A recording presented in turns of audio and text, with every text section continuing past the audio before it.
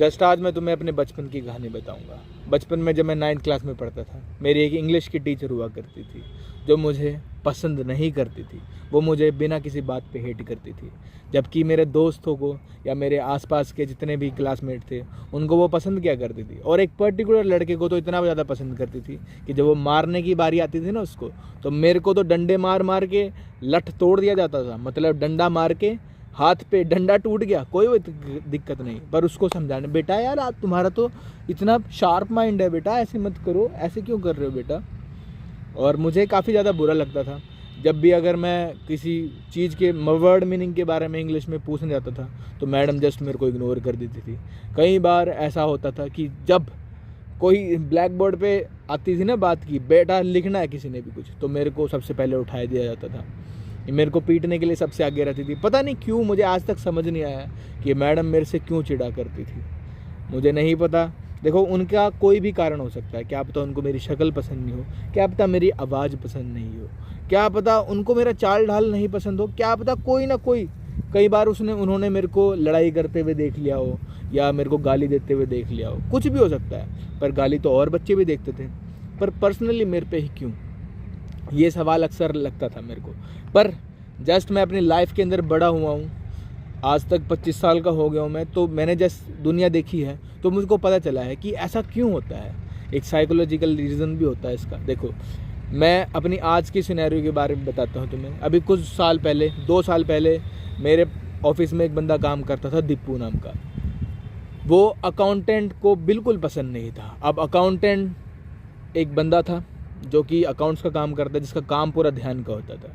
वो अपने कंप्यूटर पे बैठता है तो वो बिल्कुल भी नहीं चाहता था कि कोई इसके आसपास चिल्लाए या कुछ करे। पर जो दीपू नाम का बंदा था, जो मेरा दोस्त ही था एक तरह से, वो क्या करता था, वो बहुत तेज तेज हंसता था ऐसे हंसा करता था भाई वो, लिटरली भाई इतनी तेज हंसना ना, सच में बताऊँ हम भी डर जाते थे कि यार ये कौन हंस रहा है। और भाई इस वजह से उस जो अकाउंटेंट था उनके एक कान में प्रॉब्लम भी थी, और उनको अचानक से ना मतलब तेज की एक कान से बहुत तेज सुनता था और वो इरिटेट हो जाते थे। तो इस वजह से वो पूरी पर्सनैलिटी को बुरा करते थे, किसकी, दीपू की, कि दीपू मेरे को पसंद नहीं है, दीपू से मेरे को इरिटेशन होती है। वो मेरे को बार बार बोलते थे यार मुझे ना दीपू बिल्कुल पसंद नहीं है, यार मुझे ना उससे इरिटेशन होती है। खैर दीपू की डेथ हो चुकी है अब तो मेरे कहानी के किरदार ज़्यादातर की डेथ ही हो चुकी है। एक तो नहीं, पता नहीं क्यों भाई दीपू नहीं रहा, क्योंकि उसको करंट लग के उसकी डेथ हो गई है भाई। तो रेस्ट इन पीस दीपू भाई को। पर मेरे को यहाँ तक पता चला क्योंकि उनको प्रॉब्लम थी ना चिल्लाने से, तो वो इस वजह से पर्टिकुलर दीपू से चिढ़ते थे, क्योंकि दीपू बहुत तेज चिल्लाता था। तो शायद मैडम भी मेरे से किसी और रीज़न की वजह से, शक्ल सूरत की वजह से, या उन्हें किसी ट्रॉमा होगा मेरी शक्ल के बंदों से, या कुछ ना कुछ बचपन की चीज़ें होगी जिनसे वो परेशान थी, तो इस वजह से वो मेरे से चिढ़ती थी बहुत बुरी तरह। और मैं सोचता था कि यार मेरे को इस वजह से ये भी प्रॉब्लम हुई कि मैं इंग्लिश में कमज़ोर रह गया, जबकि और बंदे थे उन्होंने अपनी इंग्लिश पे काम किया। वरना अर्ली स्टेजेस में ही मैं इंग्लिश पढ़ता रहता था, क्योंकि मैं इंग्लिश में बहुत जिज्ञासु था कि मुझे बता दो, बस मुझे पढ़ा दो यार, मुझे इतनी सारी वर्ड मीनिंग बता दो, मैं समझना चाहता हूँ कि मैम इसका मतलब क्या है। मैं सवाल इतना ज़्यादा पूछता था उनसे, तो इस वजह से चिढ़ते थे। मुझे समझ नहीं आया, सरकारी स्कूल की थिंग है यार, ये कुछ ना कुछ होता रहता है सरकारी स्कूल में। पर मेन सवाल, अगर तुम्हारे साथ ऐसा हो रहा होगा, भाई सच बताऊँ, हमें 100% लोग कभी पसंद नहीं करने वाले। हम किसी को भी हम ना मतलब खुश नहीं कर सकते, हम 100% लोगों को खुश नहीं कर सकते, ये बात सच है भाई। तो अपने जितने भी दोस्तों को तुम खुश कर रहे हो, नहीं कर सकते भाई।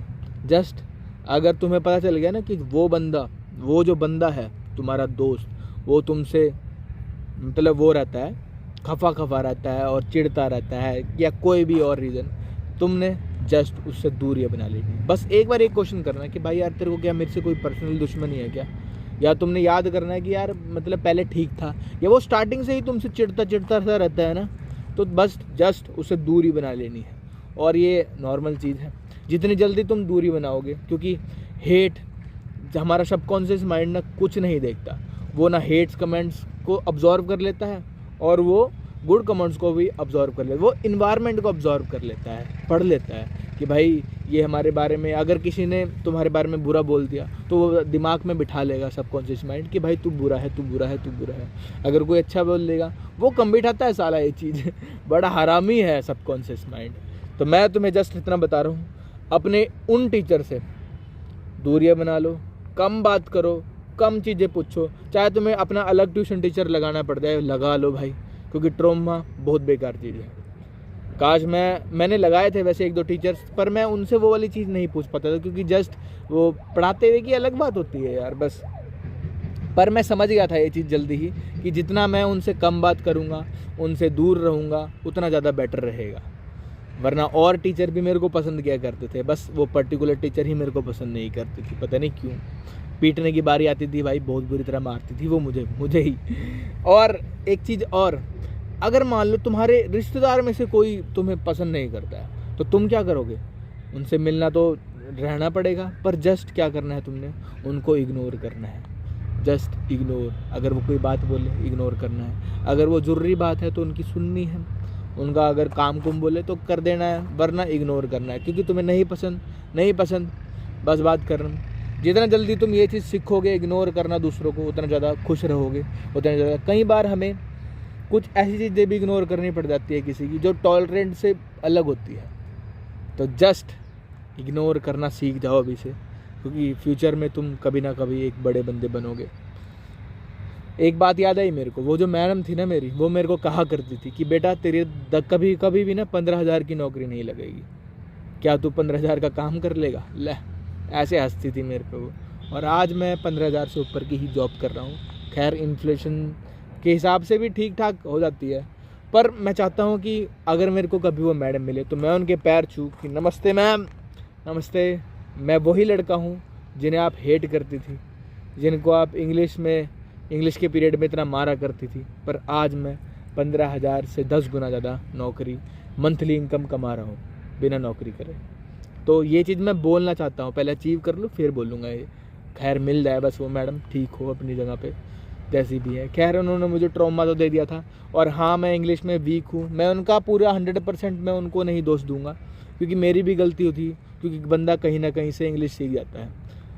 मैं अभी इंग्लिश सीख रहा हूँ, और तुम भी ट्रॉमा मत लो मेरी तरह। इंग्लिश में ऐसे पीछे रह गए ना तुम, इंग्लिश को हेट करने लगे, उनकी वजह से मैं इंग्लिश को हेट करने लगा था, वरना मुझे तो पसंद ही था इंग्लिश सब्जेक्ट। तो जस्ट ये जान लो, अगर तुम्हें नहीं कोई पसंद कर रहा तो उनसे जितनी जल्दी हो सके उतनी जल्दी दूरियां बना लो, वरना तुम बहुत ट्रॉमेटाइज होने वाले हो। तो this is boy Maddy, get up buddy. बाकी कोई भी इशू हो, कोई भी छोटे से छोटा इशू, तो मेरे को ज़रूर बताना, ताकि मैं तुम्हारी प्रॉब्लम देख पाऊँ, उसके बारे में रिसर्च कर पाऊँ और कंपेयर कर पाऊँ और बता पाऊँ इसका क्या सोल्यूशन है ना।